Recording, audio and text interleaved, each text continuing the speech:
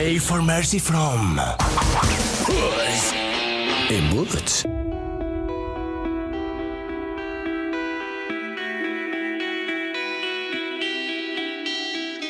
Somebody once told me the world is gonna roll me. I ain't the sharpest tool in the shed. She was looking kinda dumb with her finger and her thumb in the shape of a no on her forehead. Well, the years start coming and they don't stop coming. Fed to the rules and I hit the ground running. Didn't make sense not to live for fun. Hey everybody, and welcome back to What the Hell Happened to Them? A title fight is brewing. That's right, this season, Eddie Murphy versus Jim Carrey. I am your host, Patrick Skeyhill, and joining me on the line is a gender-confused wolf, Joe Vekeman. Hi. And on the audio boards is Lev Van Rensselaer, reminding me to remind you that you could email the cast at whathappenedtothemcast@gmail.com. And our sponsor this week is Yogurt, not the one you're thinking of. All right, Joe, what movie are we doing this week? Yes, we watched Shrek 2, a favorite of a generation. Shrek 2? Transformania, you mean? No. No? All right. Well, what happens in Shrek 2 if it isn't the plot of Hotel Transylvania 4? 1 second, man. Not on your game today, Joe. You're too fast. You're embarrassing us in front of our podcast guests. Shrek and Fiona travel to the kingdom of far, far away, where Fiona's parents are king and queen to celebrate their marriage. When they arrive, they find they are not as welcome as they thought they would be. I guess that's the beginning of the movie. Okay, yeah, that's fine. It's a reasonable log line. All right, yes. And as I mentioned, we have a special guest today, Dimitri Keogh. Live from LA, so obviously I have some LA thoughts. Yes. This is a quintessential Los Angeles movie. Yeah, we'll get to that. Dimitri, host of, well, it started off as Socks Talk, where you talked about the Pixar movie Lightyear, and particularly the character Socks, and you watched it every week. Miserably enough. Yep. And then you switched over to Claudcast, which is the movie Elemental and the character Claude. I've listened. And now you're debuting a new season, right? Dimitri, you want to tell us about that? I know how crazy that this is actually timely for once, but Yeah. we are now onto the Heimlich maneuver, where we talk about Heimlich from A Bug's Life for an entire year. You can probably listen to our episode that just came out on Elio, which comes out this weekend, actually. So 2 grown men in their early 20s are going to go see a children's movie on opening weekend. Well, it's not much different from 2 grown men in their mid-30s talking about Shrek. We used to be in our mid-20s, Joe, talking about going overboard. Shecky Moskowitz. Oh, Shecky. Yes, but speaking of which, listeners of this cast may not know if you hadn't listened to their cast, but Lev and I like to make a theme song for their podcast, and we've done it again, and we're going to debut that theme song right here. It was a little tough. The other ones came easy. Socks Talk, Socks This Way. That was sort of a no-brainer. The Claude one was tough because I kept thinking about God, but all the God songs were like really slow and not catchy. It's like, what if Claude was one of us? It was tough. We got the mod theme, though. That was pretty good. Well, Caterpillar, there's not a lot of songs about Caterpillar, but... That's the way you went? Heimlich is a mouthful. But thankfully, last minute, a divine inspiration came to us, and we were like, we're thinking about it in the wrong way.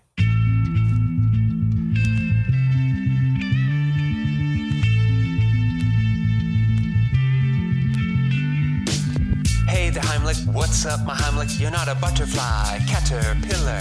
Yo, Heimlich, how you doing, Heimlich? You're way too fat to fly, caterpillar. Such a famished, hungry, big ol' German bug. The grub is done, he still wants more, give him an encore. And I ain't gonna lie, his circus ain't black tie, but when all the ants go high, he gives grasshoppers black eyes. Butterflies, what he tries is this bug for real. Others mock him, I clock him and make him squeal. Which the Helen can't win with his ants, because Heimlich's the only bug with so much sex appeal. Here's our podcast, our Pixar podcast, about this Heimlich guy, caterpillar. Heimlich maneuver with Gren and Dimitri, getting started now. Listen, baby. Then you just fade out and begin talking. How's that work for you, Dimitri? You may have outdone yourself once again. I just like how you connect it always back to Jack. What? That's from the beginning of Something's Gotta Give. Is it really? That song's that old. I think so, right? I don't remember, Joe. What was that? 2 years ago now? Isn't that how this Something's Gotta Give starts off with the butterfly song? I don't remember, Joe. That's good. It's good stuff. Well, I wanted to open up and say, Dimitri, if this were your show and you were following a minor character for one whole year, which character would you have picked? What's the socks talk version of Shrek 2? Shrek 2. See, sequels are tough, but I would say probably you'd have to choose the fairy godmother, I guess, because you don't want to choose any of the characters from Shrek 1, because that's just kind of like... That makes sense. Because it's like, you could choose Gingy, but he's here, for a good couple scenes, but he's only here for a couple scenes. I know, I hate that I'm here to, like, almost defend this movie when I'm like, I like it. Shrek was never, like, my thing. That was everybody else's stuff. So that's a good point. Like, you're in the generation below us. What did Shrek mean to that group of people? Oh, like, listening to Grant's episode, like, Shrek's huge. Like, I grew up wearing out the original Shrek VHS. I watched it, like, so many times. And then eventually I was just kind of like, oh, okay. Then by, like, age 8 or 9, I'm like, I'm done with this shit. Like, I don't know. Wow. And then looking back now, I'm like, oh, like, Shrek 1 and 2 to a lesser extent. But it kind of shocked me how much I remembered. I was like, okay, I've seen these movies a lot, so they're just ingrained. Shrek 3 and 4, Grant says, like, they're good or something. That's bullshit. I'm sure those movies are terrible. Like, those are going to be miserable. But Shrek 1 and 2, I can have a fun enough time with still. But, I mean, I wasn't excited that I was watching this last night. I liked when you were 9, you were like, all right, I moved on. Because when this movie came out when we were in middle school, Joe and I didn't know each other yet. And all the middle school kids, they went and saw it. Grumpy old man Patrick, I said I was done with it, but they all went and saw it. They thought it was weird. I didn't see it. Did you see this in theaters, Joe? I did not see this in a theater. I saw this as part of a double feature in a drive-in. Okay. What was the other movie? Anchorman. Oh. Which one was first? Was it this one? Shrek 2. And then all the kids go to sleep, and then the parents get to hang out and watch Anchorman? Yeah. Do you remember which one you liked more? Yeah, Anchorman. You're like, there's my guy, Paul Rudd. It was just like, well, I mean, yeah, I guess. I mean, everyone liked Will Ferrell at that point. Like, he was the big thing. And like, it was like a handshake being taken over. It was like, you used to like Shrek. Yeah. Because I was 14 and I was like, now you can like more like grown up comedy. Grown up with quotes because it's fucking more juvenile. This movie has plenty of things for grown-ups. Did you guys not like the Paris, Texas reference? You gotta tell me about this because I haven't seen that movie in almost 20 years. So you gotta tell me what this Did you catch any reference? Did you catch a reference every 30 seconds? I hope you did. Yeah, no, I did. I got a lot of them. I don't know. Some of them are sneaky. They sneak some by you guys. Like, they're really subtle about it. Oh, like the Spider-Man kiss reference? Spider-Man kiss. Like, what the hell? Lord of the Rings. Yeah, that's a fairy tale now, like, I guess that counts. I thought that was that, and I was like, wait, what? Yeah, like, no, that it was a direct Lord of the like the ring going up in the air and then going down and then having the little like script on his. They'll just shove any shit into reference. They will, yes. Hawaii Five-O's theme made a cameo. The Beverly Hillbillies theme made a cameo. We have to stop for a full Mission Impossible sequence real quick. Joan Rivers shows up. We got to deal with all that. Yeah, we have a whole like, red carpet section. Yes. Yeah. We get it. It's L.A. You're so clever.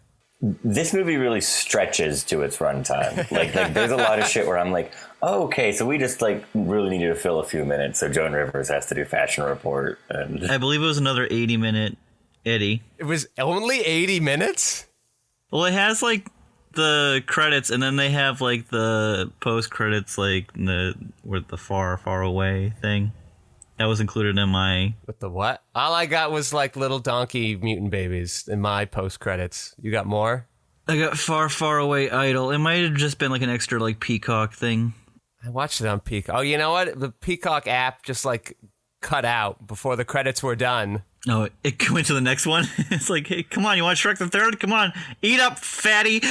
Why wouldn't you want me to finish it? At least Netflix is nice, and when there's something afterwards, it's like, all right, we're not going to cut away yet. Yeah, they learned their lesson after a decade. Absolutely not. I watched Livin' La Vida Loca, Yeah. and then the cast rundown, and I turned the shit off. I mean, it wouldn't be a kids movie if it didn't end in a dance party for some reason on some top 40 hit. That ending on the freeze frame, I'm like, that's like this sucks. Like, I hate that. like it doesn't fit. Yeah, I've never really listened to the lyrics of Livin' La Vida Loca, but I don't really want my kids screaming, I would take a bullet to the brain, Livin' La Vida Loca. And I'm like, no, no thanks. I don't like that. There's a lot of things I didn't like about this as a parent now. I'm sorry. I don't want my kids watching this shit. I mean, speaking of adult movies, I mean, this was at Cannes, Yeah, no, I saw it. Competed for the Palme d'Or.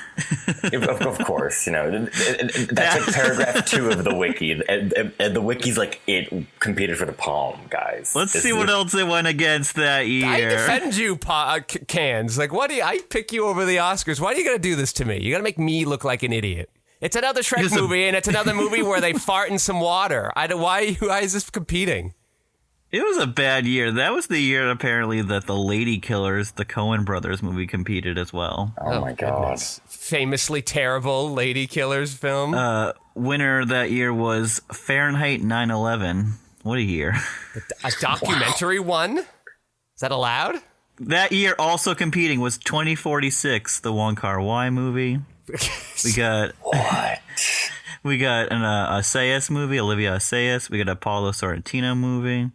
So you got real movies in there. You do have real movies. These were there for fun or something? Old Boy, the Park Chan-wook movie. You got a Koreeda movie. And then, of course, least we forget, we have an Adamson, Asbury, Vernon collab. Yeah. Yes, those are the directors. Yes, I had to look at him. I was like, what the fuck are these guys' names?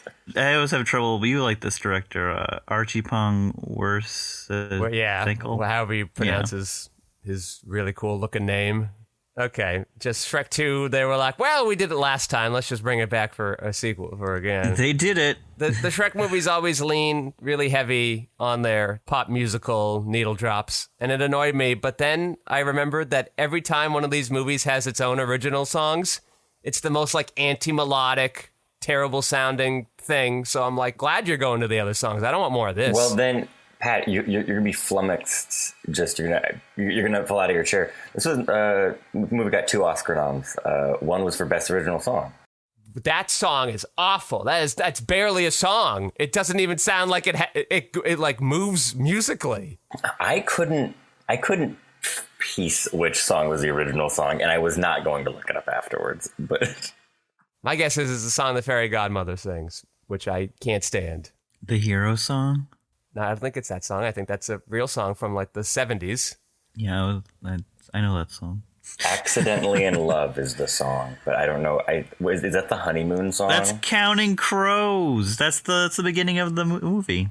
Oh. Well, they're making all the references to all the movies that are good. Yeah. Exactly. and I think maybe the high water mark of the movie. I enjoy the opening. I guess. Sure. I just want to also mention, out of competition at Cannes that year was Terry Zwigoff's Bad Santa, Zack Schneider's Dawn of the Dead, and Quentin Tarantino's Kill Bill Volume 2. I mean, why not let them compete if we're letting in Shrek and whatever that other one was? I've already forgotten. Like, why? Why not just open the doors? Yeah, the last Terry Zwigoff movie, pretty much. The Lady Killers. That's what. Let's just open the doors. Just like let them all in. It doesn't matter. What does it matter? Doesn't mean anything anymore. When we had Grant on, Joe and I complained about all those references just shoved in there. He says he didn't mind them because he didn't notice what a lot of them were. What do you mind them? Do you notice what they are? What is your feeling? I mean, I find that I'm probably missing like 30 to 40%. Just because they're thrown at you with such like sheer force that I'm like, I know I'm just like, okay, I can't fucking track all this. But I don't mind them. Like, like the Paris, Texas one, like the pepper, that's not a reference, but the pepper grinder being The pepper spray. Pepper spray. I enjoy that. Capturing that LA feeling. Yeah. Doing like a weird like cops bit for That's How the Guys See It. Yeah, I don't mind some of that. I do think works, but then like I don't know. I'm trying to think of like it's fun that the fairy godmother has like that like Evangeline style like billboard. Yes. In like that's a fun one versus I don't know like all the stupid like I don't like it when like we were at the Poison Apple. I'm like, all right, give me a break, Jeffrey. Yeah, that's right. Dimitri referencing Jeffrey Katzenberg is one of the producers of Quibi fame. Perhaps you remember him. If for everything annoying about this movie, I'm just like, oh, it's Jeff. He can't fucking help himself. Dimitri, you're coming from the animated background with your podcast. What is this animated film doing that's working compared to other animated films, and what is it doing that isn't working? See, I listened to you guys' Shrek episode, and I think these movies, I thought they were going to look so much worse. I don't think they look that bad. I think they don't, obviously stand totally to the test of time, but I think they're okay to look at. I didn't, super mind anything like that. But see, it's hard because these movies are huge, and I don't really get like how they've stuck around. Like they're selling Shrek shirts in Target in the year of our Lord, like last year. Ironic meme. I guess It's ironic meme territory. I don't know. And it's just like rotted my entire generation's brain. I guess I feel like it's somewhat legitimate. I'm a little nervous to say. Well, we'll find out when Zendaya's... we'll see about that. That Yeah. is such bullshit. Like, It's also a full year and a half away. Yes. It's very far away. Yeah, I was thinking if this movie were made today, this Prince guy would be played by one of the Chris's. Yeah. I'll say it would make sense if it was Chris Pratt, because Chris Pratt plays everybody, although it probably wouldn't be Mike Myers now. It would probably be Chris Pratt. They would just like do a funny voice or do your voice. Probably just his voice. That seems to be the voice he can do. I will say I did give this ranking a little higher up because of one man being in this movie, and it is a voice of Tom Waits at the pub. He's singing about the poison apple. I didn't even recognize it. That was I heard it immediately, like, oh my god, it's fucking Tom Waits. And then Nick Cave jumps in there too. So you guys, so Joe liked Shrek 2 more. Pat, did you like Shrek 2 more? So that's what I wanted to bring up. I like this movie less, but I have no idea why. You guys tell me. Why did I like this movie less than Shrek 1? I think if it's even possible, this one's even more in your face. It's really annoying. And that's why I think Shrek 1 and Shrek 2, I put them in the same pile of like childhood stuff I liked then and I have like nostalgia for. But not great. I can't defend these too much, but I think this one is way pushes the references and just kind of like I feel it stretching, like in the scene in the what they're like driving in the Onion and Donkey's doing that was so big. That scene was like huge for me as a kid. I thought it was so funny, and now I'm just like, when will this stuff end? Like, oh my god, this scene is just 3 minutes for no reason, guys. Please. Yeah, the movie starts off and they're like, Donkey, we need some space. And that plot line never really materialized. He's just like making noises with his mouth. And I'm like, oh, okay. Yeah, is that what a drive with your kids are like, Joe? No, my kids are quiet. They're wonderful. They're wonderful kids. If only they had a Game Boy or something for Donkey to play. That'd shut him up. You know what? They definitely should do that in a movie. I can imagine that being a thing. Pat just cracked a great little bit they're going to include in Shrek 5. This is the second film franchise starring Mike Myers in which the sequel grossed more in its first 2 weeks of release than the original did in its entire box office run. The first one is the Austin Powers. Yeah, surprise. And then this did the same thing. First 2 weeks did its entire run. Because do you want to know how much money this fucking movie made? Sure, give it to us. So on a budget of $150 million, it made $933.8 million worldwide. That's like Avengers money. It's like more than Avengers money because of inflation. Yeah, I mean, yeah. That's why we're, wheeling out this corpse for Shrek 5. Yeah, for Shrek 5. And Grant and I agree. Shrek 5, I think, is going to make crazy money. But if they do a Shrek 6, that's going to be the you overstayed your welcome again. Like if Shrek 5 sucks, everyone's still going to see it. Yeah, because it's had the time in between, just like how Star Wars did their thing. Yeah. Yeah, for me, this one I think the way I was able to phrase it was like it felt... The first one, whatever I liked or didn't like about it, it did have sort of a strong, stable plot. It had its beats, it did its thing. It was like, all right, I see how we're getting from place to place. Something about this one just felt a little more empty or hollow, or just like events felt less well connected, though I know that's not quite what's happening here. So I'm not fully certain what I'm trying to describe with this hollow kind of feeling, but it just feels like there isn't a core to this film that I could nail it. Even though when it began, I go, oh, this is a reasonable log line for a movie. Like, I don't hate jumping off from this idea. This could have some promise. And see, but I don't think you're off. You're like on the wrong path because, they set up the donkey stuff, and then dragons. They're just like, okay, dragon's gone for this movie, whatever. And you're like, all right, sure. And then we're on the road. They don't take the potion and transform until halfway through the movie. So we're just... my God, it takes so long. So then I'm like, oh, so it's this. And then the donkey stuff's and then at the end when they transform back, it's Shrek and Fiona's moment, and then donkey also lifts. And I was like, right, because he has to change too. This is all it's all just smack dab together. Okay, yes, I think we're on to something now, right? Because we're in the LA thing. We're doing this LA thing, and I first thought why? What's the point? Why do we have to make this reference? Because we don't know any other cities when we're in LA. We just are so in the bubble that we can't think of any other place. But then when he did the transforming, I was like, all right, are we doing a thing about looks? Are we doing about the kind of vanity that LA is known for? And it never really tied into anything else going in LA. And also nobody really learned that, oh yeah, being attractive isn't really what we want to do, because they sort of learned that in the first movie. And at the end, the two characters are just like, yeah, we're fine just being ogres because we were already doing that and that was fine. Yeah. We didn't really do anything in this movie that taught us that lesson. We just sort of always wanted it anyway. It wasn't like that Prince's good looks made him that vanity person. She's like, oh, I actually don't want this again. I never thought she didn't want to be an ogre. So when they made that decision at the end, it wasn't surprising. It's just a reskin of the first movie, but with weirder shape. No, it's the transforming stuff's a good bit. It's kind of oh, the first movie, we see both of her, so then why don't we do both of Shrek? But then it's yeah. Okay, I guess we've done that, but he doesn't want to be this, and we know this.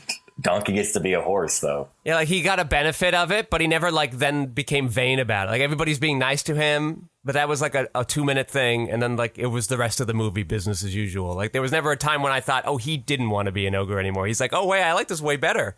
This is great. Fiona, you were right.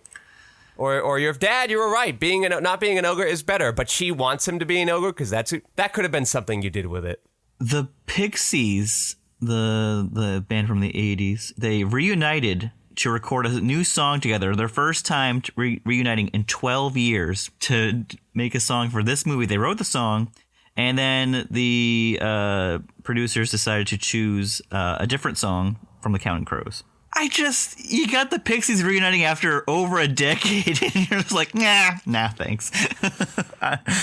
What a waste. That's very strange. That was too bold of a creative vision. Did any LA references stand out to you there, Dimitri? Weirdly, when they're first going into the LA Beverly Hills area, they really just graphed Beverly Hills. A lot yeah. The art, I was like, oh, that is literally just what this that. Oh, there's the fountain and the steps, and I was like, oh, you guys just really just recreated this with cobblestone essentially.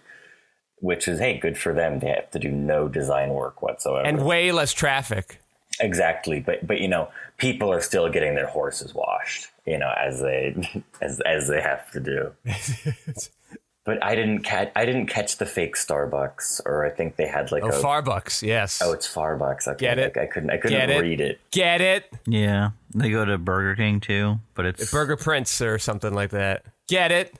Yeah, get it? We really worked really hard on getting these jokes in. Fryer's Fat Boy instead of Bob's Big Boy or whatever. Get it? Y'all getting it yet, people? That's an LA reference. Yeah, all the kids in the audience are like, oh, yeah, so funny. I remember when we were in Beverly Hills. Hilarious. Well, I just think we need to talk about the scene that just put a nail in the coffin for this franchise for me, which was the whole Pinocchio thong scene. I was just like, I'm embarrassed to be watching this. That was big in the trailer. I'm going to have to come to defense. That really worked for me yesterday. That worked for me yesterday, guys. The Mission Impossible theme hit, and I was like, okay, what are we doing here? Pinocchio comes down, and I was like, all right, this is fine enough. And then I was fine with that bit. Was it from nostalgia, though? Because I was just like, this is really just... I don't know. The middle school kids liked it, too. I just remember them joking about that scene and talking with each other about it. I was just embarrassed. I was like, what are we doing? If we spent any more, like, if we harped on it any longer, it would have like gotten to a place. But it was kind of like, all right, we did the joke. Please move on. Just save them so we can get out of the movie. I mean, I feel like pulling up the thong. They're like, they really just keep hitting it. I'm like, okay, I get it. I don't know. That almost bummed me out. I was like, oh, okay. Pinocchio wears a thong. I'm glad I know that now. But did you like the big gingerbread man? Sure, that was fine. But he's like extra large. Yeah, we got, that's why they called him Mongo. I got it. I was following. I was like, what do they call him? Mongo. Why? Because he's humongous. Did you catch the voice of the Prince Charming, Patrick? Yeah, I saw the name Rupert Everett, and then I did like, is that a Harry Potter guy? Who's this guy? No, he's our guy from My Best Friend's Wedding. It's Julia's friend. He's incredible in that movie. No, I thought his friend was Dylan something. No, Dylan Maroney? No. I'm not saying the actual best friend of the wedding. I'm saying her gay best friend. Oh, okay. And they dance at the end, and it's so nice. Good for him. And then we had Mary Poppins and John Cleese that we just saw in Pluto Nash.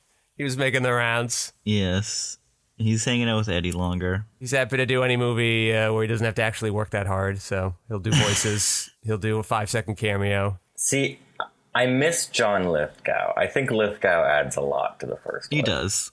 I like John Lithgow. Like, he's a heater in the first one. And now it's kind of like, all right, we have Julie Andrews here to not really do anything. And I'm like, all right. And then the rest of everybody's like, fine. Like, I like Rupert Everett, but I'm like, he's not like a person in this. No, like he wasn't as big of a factor as I expected him to be based on the opening scene. Like, I thought that was somewhere along the line where the movie was going, and that dynamic didn't really play out of like, I'm the better mate for you because I was like destined for you. Like, this was my whole thing.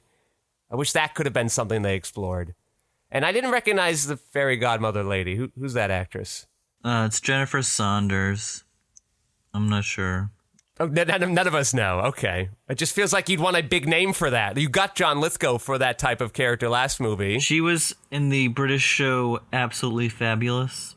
Oh, okay. Well, I know that one's very popular. I'm sure if Lawrence is listening, he's like, guys, you don't know? You don't know AbFab? Come on. This is more of a UK thing, so. Yes. Wait. Okay, so Andrews, Cleese, Saunders, and Everett, they just farmed out a bunch of Brits for Far, Far Away? Screams Hollywood to me.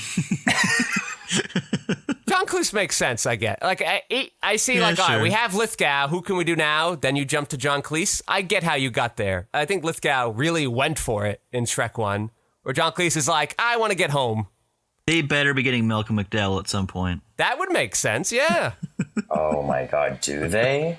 He just always shows up for everything. Oh, was a funny cameo was Larry King as the ugly stepsister. Yeah, I know that was an okay pull. But then I sort of looked it up, and it turns out in the UK version they get some other guy I've never heard of instead. Yeah, they're probably get someone that's famous over there. Yes. Slot him in. They're like, we don't want to make references the UK doesn't get, to which I say, well, your whole middle section is about LA. Are they going to get that? You think you're that world famous, LA? Yes. So this scored the biggest opening ever for an animated movie, topping Finding Nemo. How do you feel about that, Dimitri? Which do you think was the better movie? Let's toss that piece of shit to the curb. It's Shrek 2's time. Oh, you don't like Finding Nemo? No, Finding Nemo is like a masterpiece. Okay. No, it's great. All right, okay. It's like, my kid likes that movie, so. Just want to stand up for my girl Cameron, because I know Pat likes to take a shit on her every time he can. You know what? I also, there's something about Cameron Diaz that just does not jive with me either. But Well, I've actually seen her be a bad actress in multiple films. That's why I don't like her. Are you talking about ones that we've covered on here? No, I was very pleasantly surprised how good she was in My Best Friend's Wedding. I go, wow, she okay. is really good in that. The Mask, she's serviceable. And what's that movie she does with the Married with Children woman? I like her in that movie, too. What's that movie, Joe? Come on. Somebody's got to help me here. This is a comedy. It's like the early 2000s. Yeah. Christina Applegate with... Got that dark-haired woman that was in all the movies around that time, too. Selma Blair. Oh, Selma Blair. Now you have me intrigued. All I was going to say was that Cameron Diaz did her own burps because she chugged lots of Coca-Cola in between takes, so she could do her burps. I can't really make myself burp that way. That's pretty impressive. Well, that's why she's great. The voice acting equivalent of Tom Cruise. I do my own sound effects. Are you talking about... No, you're not, because that's Leslie Mann. Are you talking about... No, what are you talking... Are you talking about a different movie? Am I talking about a different movie than any of the movies you've mentioned? Yes. Yes, I am, Joe. Wait, Christina Oh, okay. Yes, The Sweetest Thing, around the same time. The Sweetest Thing, that's right, yes. She was good in that one, too. How could we forget the Roger Kumble movie, The Sweetest Thing? An 84-minute classic. We love 84-minute movies. Oh, Just nice. do your thing. What a cast, though. We got Selma Blair, Thomas Jane, Jason Bateman, Parker Posey, Frank Grillo. Look at that. Pretty good adult comedy for older people, not talking down. James Mangold comes in as Dr. Greg. Wow. I've never seen him act. That'll be a fun one. I'll have to check this one out. Joe, did you see Back in Action as this podcast Cameron Diaz defender? I put it on and I walked out of the room. I think that's how a lot of people watched it. I'll stand up for Cameron for plenty of movies she's great in. There's Something About Mary, Being John Malkovich, Charlie's Angels, Full Throttle. The Counselor. No, she's actually abhorrent in The Counselor. It's one of the worst screen performances I've ever seen. She had to re-record her dialogue because no one could understand a word she was fucking saying. The Thomas Hardy effect. Yes. She didn't even have a mask, so I don't know what her excuse was. No, she was... I guess I've heard she was doing a Rihanna accent. I don't know what that means. Is that cultural appropriation? Are you allowed to do that? That has to be somewhere. That has to be on like a 15th anniversary disc or something. Give me the Rihanna cut. Yes, but I like her in many things. Have I seen everything she's done? No. Oh, you're not going to do that filmography? As a 10-year-old in 2000 watching Charlie's Angels, I was like, that's my girl. You weren't like, this isn't like the show at all. This is way too serious. What's going on? Never seen the show ever. You bitch. I mean, I thought she was good in this. What did you guys think of Eddie in this? Eddie, the man of the hour. Eddie. I think he's grating and really annoying. I can't with this guy anymore. He works with me when I see him in the live action kids movies for the most part, but when he's animated, I want to fucking like put shit in my ears so I don't have to hear him anymore. I can't. I'm at the opposite side. I think the donkey character utilizes Eddie's shtick the best of pretty much all the movies he's done. It kind of synthesizes all the good character bits he does in other movies in the 80s together. Perhaps they lean a little too hard in it this time. I get a bit of that. Dimitri, we call this the Sandler-Stockholm syndrome that Pat gains at a certain point.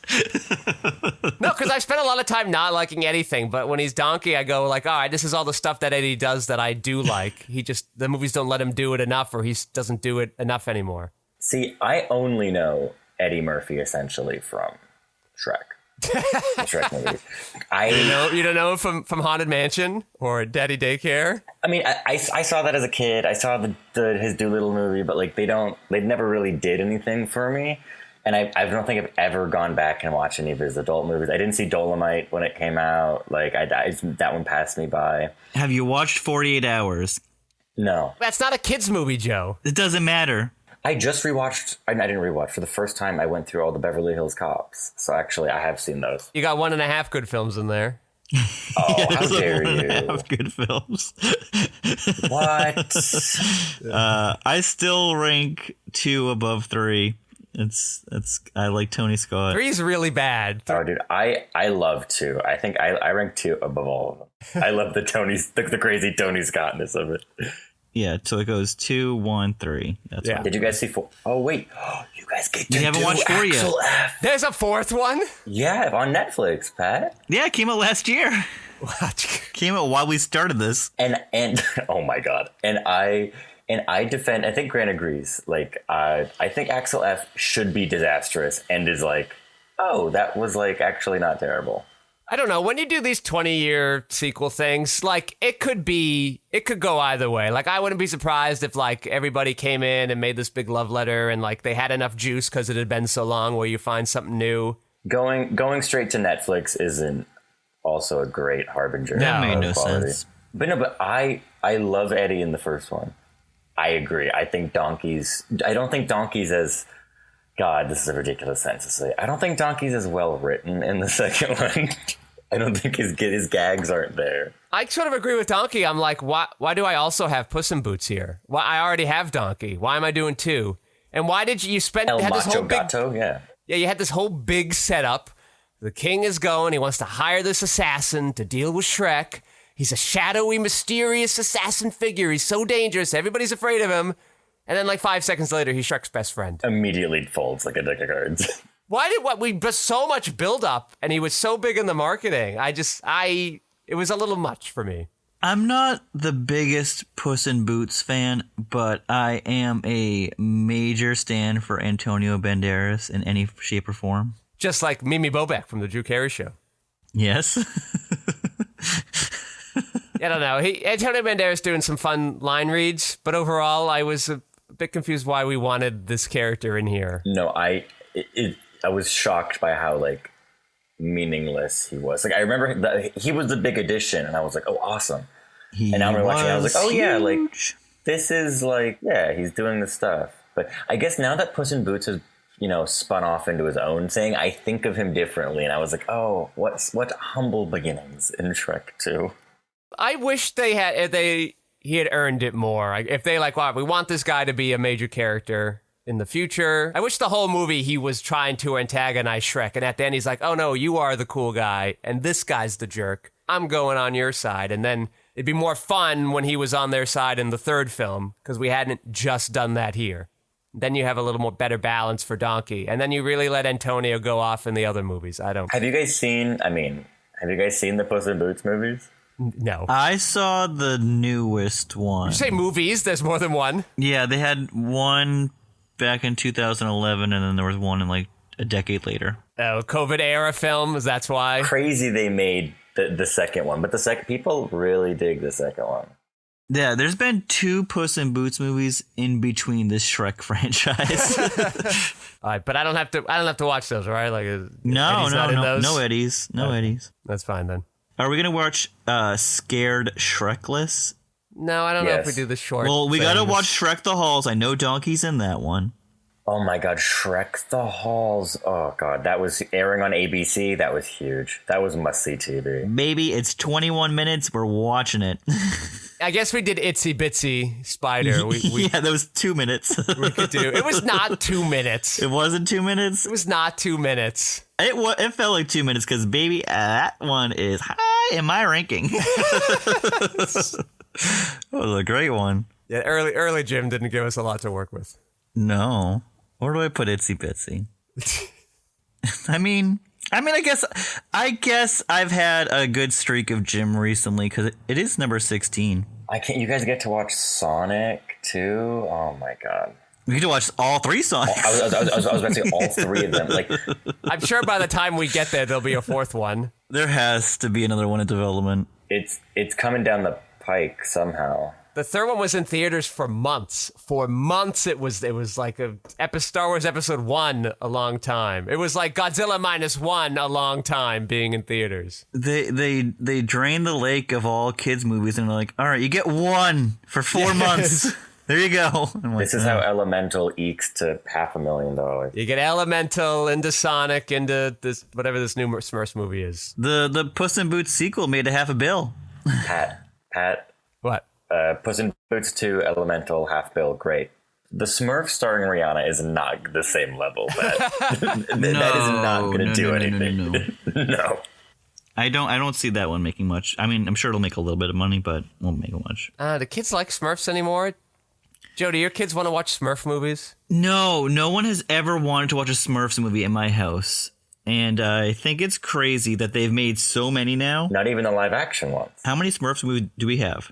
I think this is the 4th one. Oh, I'm trying to look this up. How many Smurfs?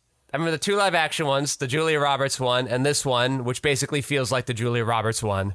Yes, there are 4 with a new one, which is crazy because it feels like there's several more. They're just pooping them out. Why was Smurfs 3 canceled? Because the first 2 didn't do well. What do you mean? And then we did more anyway. Do kids give a shit about Smurfs? He's saying no. So they had the first 2 Smurfs, which was like a hybrid live action one, and then they did the Smurfs Village one, which is the one that we covered, I believe. Yeah. And that was in favor of a reboot with completely animated. And now they are going back because it's not a sequel to the Lost Village. They're just... Well, it can't be because you're doing the same plot pretty much. We've had 4 Smurfs movies in between the Shrek franchise now. What are we doing? What are we doing to kids? Are the Smurfs like from the 60s? Where do they come from? From the 80s. Okay. So it made sense when they made those first 2, who they were going for, the parents trying to get their kids into it. But what people forget is a lot of people in the 80s didn't like the Smurfs either. Like I don't know how it became this big cultural thing. It was that was like an early meme thing. Like people just remembered it being this weird thing where there was only one girl. And they were like, how do they reproduce? We have the Smurfs in 2011, a full feature animated movie. Then the same year we have an animated short, The Smurfs: A Christmas Carol. Then they followed up 2 years later with The Smurfs 2. Then that same year we get another animated short, a 22-minute short of The Smurfs, The Legend of Smurfy Hollow. I wonder what that's riffing on. Yeah, then we go back to the drawing board 4 years later, and we redo the entire franchise, and we're like, it's just animated now, and we got Smurfs, The Lost Village. We're adding in Julia Roberts and Rainn Wilson. We got a hit franchise. Never make another one until the one coming out this year. Now we're like, we got Rihanna. She finally signed on after 3 of them. She's like, I'm done being trolls, right? Was she a troll? I feel like she was a troll. I don't know. You've seen them. I have seen too many Trolls movies. I gotta say, I don't think she's a troll. Maybe in one of them. Yes. Gwen Stefani was a troll. That's right. She was our Anthony troll Ramos lady. was King Trollex. Rachel Bloom was Queen Barb. We love Trolls World Tour. So your kids didn't want to watch Shrek 2 with you? You don't want them to watch Shrek 2 with you? I watched Shrek 2 on my break at work last night. I don't want to. I try not to let Julian watch many of these movies because he also doesn't want to watch many movies. This is ostensibly a kid's movie. You didn't want to let him have a crack at it? No. No. Hard no. You're like, you're not doing this. I already have to sit through all of the Cars movies multiple times. You don't want him to like it and then have to watch this again and again. Yes. That would be the fear, I imagine. That makes sense. I'm not introducing Shrek until absolutely necessary. But here's the deal. You show him Shrek, and then you're like, great, watch this like 4 times in a row. I'm going to take a nap. Problem solved, Joe. You got a new babysitter. Joe, are you not enjoying the Cars franchise? I mean, I know way down the line of Cars characters that is embarrassing. That's okay. Grant and Dimitri probably know them as well. I don't think that's embarrassing. I think that's cool as hell, Joe. And yeah, they don't even have kids, Joe. I mean, they grew up with it, right? They were kids when it was out. Grant and I think it probably was last year, he was in town for a few months. And one weekend we just decided we're watching all the Cars movies and we watched most of the shorts. So we're all familiar with the shorts. We've seen Cars on the Road. I've watched Cars on the Road multiple times. So you're familiar with Quinta Brunson, Monster Truck Clown? Or whatever yes. We're really big fans of the Trucks song. That whole episode that's like 8 minutes long. It's just a truck song. Oh, from Cars on the Road. Yeah. I don't remember Cars on the Road very much. Oh. I hate those Disney Plus mini, like Zootopia Plus, all that bullshit. This is the only one we've actually watched all the way through. It's probably the highest quality one. Yeah. Outside of like Win or Lose or something. We met Mater's sister, Mato. Oh, of course, yeah, because we all know Mater canonically has generational wealth. He does. He's just one of these fucking fat cats, you know. Yes, he is.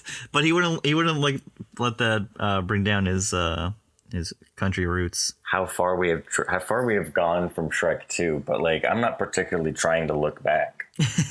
Like I'm trying to think like what notes did I take? Yeah, so sell us this movie. What worked about it? What are we overlooking to hinder our enjoyment of it?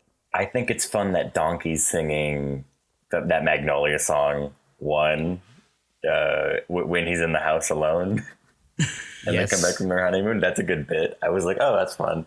Yeah. Did anybody else notice the weird DreamWorks logo, or was that just me? At the very beginning? Yeah, because in the first one, it's like more traditional, like, okay, we got it. But this one, like the DreamWorks, like the letters are like all different colors and it was a little more drawn out. And I was kind of like, oh, wow, they were trying to do something funky. Maybe they tried it in a few movies and it didn't test well. They're like, all right, go back to the old. Essentially, now that the new DreamWorks logo sucks. Like they've Marvelized it where it's now like, hey, you remember all of our classic characters? And it's like, oh, this guy, cool. Yeah. Yes, classic, quote unquote. I recognize Shrek, and that might be it. Will Smith's fish character. Yeah. Oh, from Shark Tale. Is he in that one too? I feel like that was the big DreamWorks movie after Shrek came out. They're like, we've got our Finding Nemo. We've got our Finding Nemo. It was basically the same thing. Like, all right, we're going to take Finding Nemo and we're going to shove a lot of modern day references and also some old ones like MC Hammer. And there you go. I watched that so many times. And these kids love De Niro and Scorsese just like back and forth, right? We all love that when we're kids, right? I had no idea Scorsese was even in it. Like I've seen that movie so many times and I haven't seen it since I was a kid because also, even as a kid, I was like, this is pretty like trashy, right? Yeah. I shouldn't be watching this, but it's just what I have. I remember Katie Couric. I mean, obviously, you have to love Katie Couric. Right post like Katie Couric leaving the Today Show, or like maybe she was right about, or like whenever I watched the movie, she just left. So I was like, whoa. Whoa, I'm starstruck. 8-year-old me is starstruck. Whoa. I mean, that was the kind of kid I was. All right, so that was a pretty poor sell of Shrek 2 for us there, Dimitri. I know. I mean, I don't think you're going to sell. Graham brought up some okay points I had overlooked in the first one that seemed like reasonable things. Like, what are you liking about this? It is all, not all nostalgia, but like, I think, yeah, like some of the stupid humor and the reference stuff, like, I'm fine with. But Shrek is just I didn't realize it was like based off a book. And yes. It's I didn't know Shrek was IP traditionally. Yeah. Shrek is so like such a noxious IP. And it's like so obnoxious that I'm like, I get it if people are like, I'm out. And I'm like, yeah, I would be too. I'm the kind of guy now who would be like, I'm not like Shrek 5. It's going to be fucking terrible. But has Grant told you guys some Shrek 5 stuff? No, I try to go in blind. I'm just nervous about going and having all the parents think I'm weird because I'm the old man in the audience and with their kids. We will be close to like 37 by then.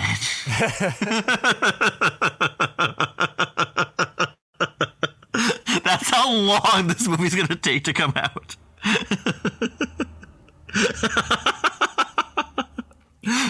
I was 10 when the first one came out, and I will be 37 when the next one comes out.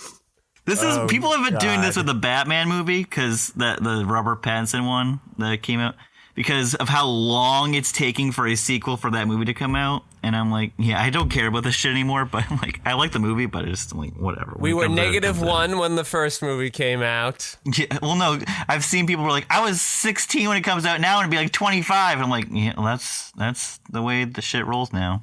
I can chart Shrek essentially just through my lifetime. I was born like 1 year before Shrek, so I'm like perfect. my entire lifetime, Shrek's been around. Yeah, I have that for The Simpsons because I was born like 4 months after that show premiered. Oh my god, that's so fun. It's easy to keep track of how many seasons it's had because I go, how old am I? Pat, I've been getting more into The Simpsons. I knocked out season 3 and I'm watching season 2. I'm doing them out of order. Oh, yeah, it sounds like it, yes.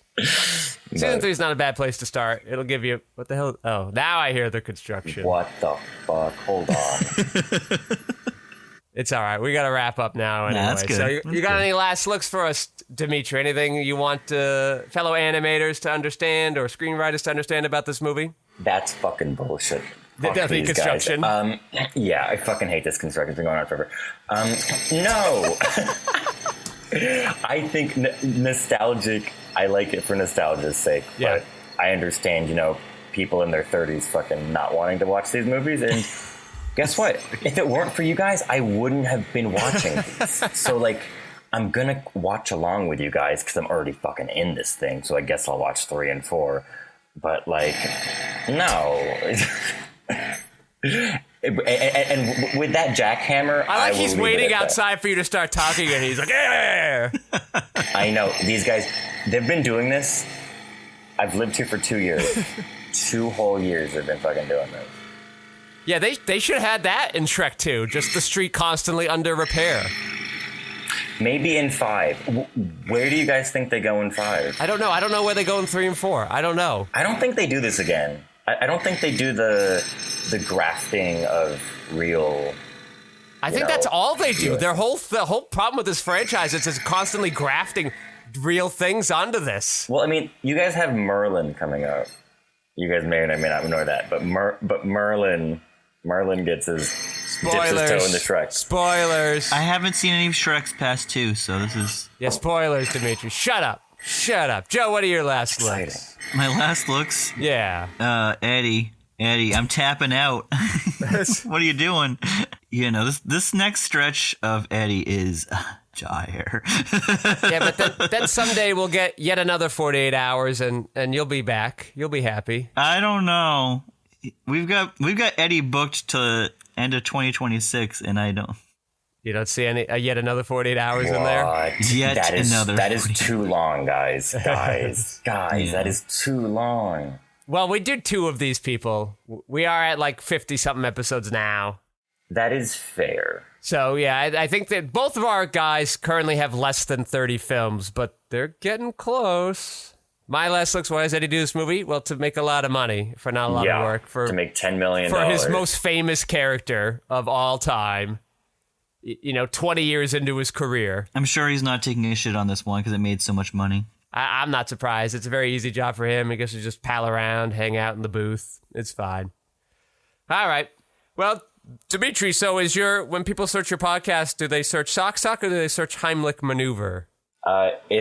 If you, I don't know, want to like participate in some weird self-flagellation exercise, you can search Heimlich maneuver wherever you get your podcast and listen to Grant and I absolutely stumble through hosting a podcast for our 3rd year in a row. But you will get to listen to an extraordinary song. Thank you so much, Pat and Love. Easily, our intros are always the best part of every episode. But no, thank you guys for having me on. It's been a long time coming. This was awesome. Hell yeah. And I'm sad I had to be on for Shrek 2, but I'll take the bullet as this episode's Gen Z, I guess. Well, thank you for being here. And thanks to our sponsor, Yogurt. I don't want to know which type it is, but they want you to know that they exist. I'd like to thank Lev Van Rensselaer, keeping our audio sounding so slippery smooth. And I'd like to thank my co-host, Joe Vekeman, for stopping by. Thank you. I am your host, Patrick Skeyhill. You can find my features, documentaries, short films, video essays, animations, behind-the-scenes footage, and so much more at QuixoticUnited.com and social media, presumably with a similar sounding name. Thank you all for listening. Joe, say goodnight. Good night. Hey now, you're an all-star. Get your game on, go play. Hey now, you're a rock star. Get the show on, get paid. All that glitters is gold. Only shooting stars break the mold.